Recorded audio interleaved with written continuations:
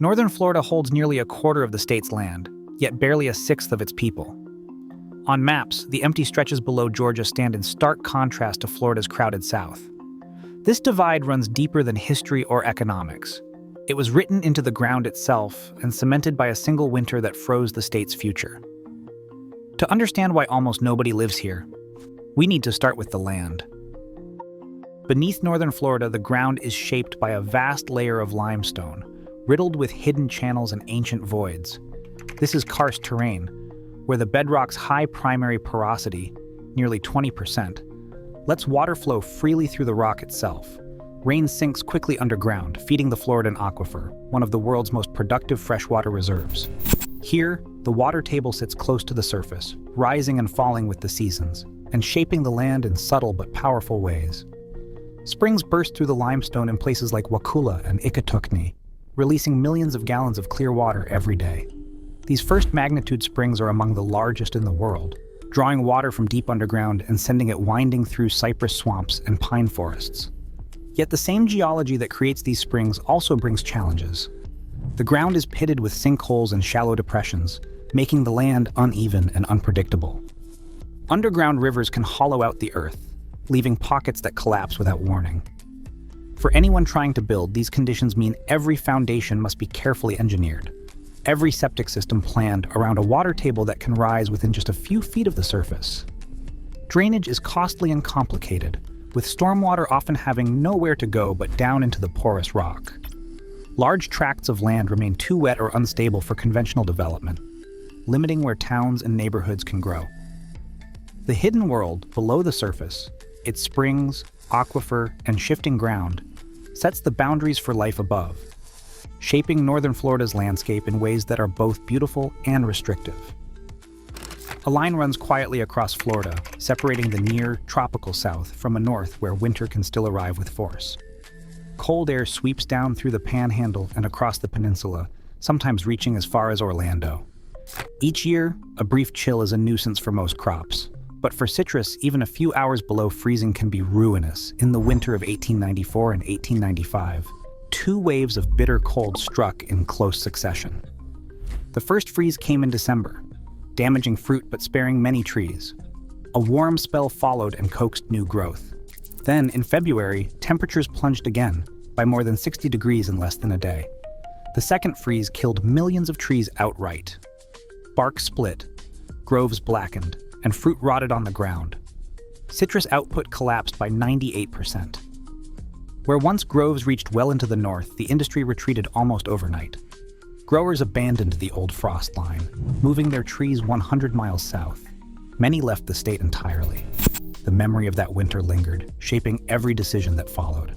Investors, farmers, and land developers began to favor the warmer, more reliable climates below Orlando and Tampa. The risk of another devastating freeze was simply too great. Over time, capital and people followed the citrus south. The land above the frost corridor grew quieter, its economic future changed by a single winter's cold. In Florida, climate is not just a backdrop, it is the deciding force that draws life and livelihoods ever closer to the sun. In the late 19th century, Florida's future was shaped by a handful of pivotal infrastructure decisions. Early settlement had clustered around the coast, with St. Augustine serving as a gateway for trade since 1565. But the interior remained largely inaccessible, hemmed in by wetlands, rivers, and unpredictable ground.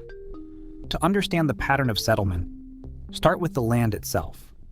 Railroad magnates like Henry Flagler and Henry Plant saw opportunity not in the north, but along the peninsula's coasts. Flagler's Florida East Coast Railway traced the Atlantic shoreline, deliberately bypassing the interior and much of the north. By 1896, his line reached Miami, opening new land to development and connecting ports to distant markets. Plant's rail system anchored growth on the Gulf side, with Tampa emerging as a major hub. These routes created corridors where towns and industries could flourish, while large parts of northern Florida remained isolated from the main arteries of commerce. Meanwhile, the challenge of wet, undeveloped land was tackled head-on in the South. In the early 1900s, the Army Corps of Engineers, along with private investors, began carving canals through the Everglades. the canal grid drained millions of acres, transforming wetlands into farmland and later into suburbs and cities. By contrast, draining the karst terrain of the north proved far more complex and costly, leaving much of the land beyond the reach of similar projects. Where rail and drainage projects converged, population followed. The investment corridors set by these early choices not only shaped where people settled, but also where future growth would concentrate. The result is a map where density hugs the rail lines and reclaimed land, while vast stretches of northern Florida remain quiet, shaped more by geography than by grand design. Florida's population map draws a clear line between north and south, with numbers that leave little room for doubt. Miami sits at the top of the hierarchy, home to about 5.8 million people in its metropolitan area. Tampa follows with 3.2 million, and Orlando, in the heart of the peninsula, counts nearly 2.7 million. Jacksonville, the largest city in northern Florida, anchors the region with a metro population of 1.6 million, which is less than a third of Miami's. This pattern repeats across the state. Southern and central metros form dense clusters, their boundaries blurring together in a sweep of housing, highways, and commerce. By contrast, the counties of northern Florida remain quiet and widely spaced. Nassau, Clay, and St. John's, just outside Jacksonville, hold between 100,000 to 315,000 residents each. Move inland to places like Columbia, Putnam, or Sewanee, and the numbers thin even further. These counties stretch for miles with only small towns, scattered homes, and long stretches of pine forest or pasture between them.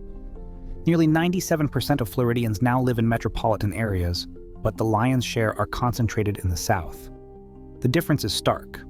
Where Miami's density glows bright on the map, much of the north appears pale, its population spread thin across a broad landscape.